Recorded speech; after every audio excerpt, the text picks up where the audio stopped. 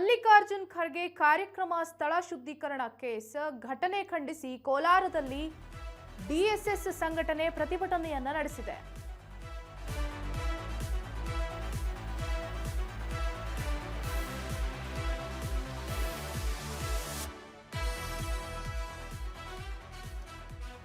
ಉತ್ತರಾಖಂಡದ ಹಲ್ದಾನಿಯಲ್ಲಿ ಕಾರ್ಯಕ್ರಮದಲ್ಲಿ ಏನು ಭಾಷಣವನ್ನ ಮಾಡಿದ್ರು, ಆ ಬಳಿಕ ಅವರು ಮಾತಾಡಿದ್ದ ಸ್ಥಳವನ್ನ ಶುದ್ಧೀಕರಣ ಮಾಡಲಾಗಿತ್ತು. ಈ ಆರೋಪದಡಿ ಮಾಲೂರು ತಾಲೂಕು ಕಚೇರಿ ಬಳಿ ಡಿಎಸ್ಎಸ್ ಮುಖಂಡರು ಹಾಗೂ ಕಾರ್ಯಕರ್ತರಿಂದ ಪ್ರತಿಭಟನೆ ನಡೆದಿದೆ.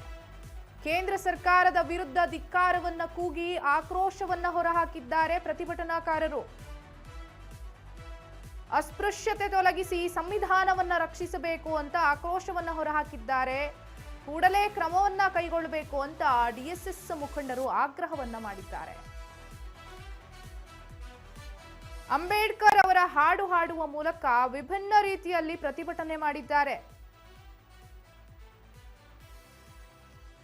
ಜಾತಿ ಹೆಸರಲ್ಲಿ ನಡೀತಿರುವಂತಹ ಅವಮಾನವೀಯ ಕೃತ್ಯವನ್ನ ವಿರೋಧಿಸಿ ಆಕ್ರೋಶವನ್ನ ಹೊರಹಾಕಿದ್ದಾರೆ.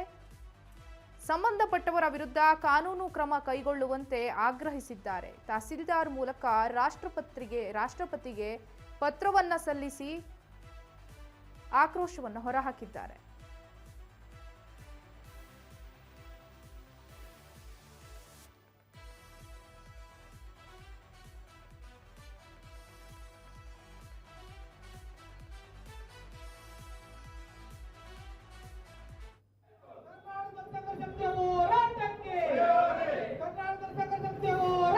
ಉರಿಯಂತೆ ಬಿಡುತ್ತಾರ ಒಳಗ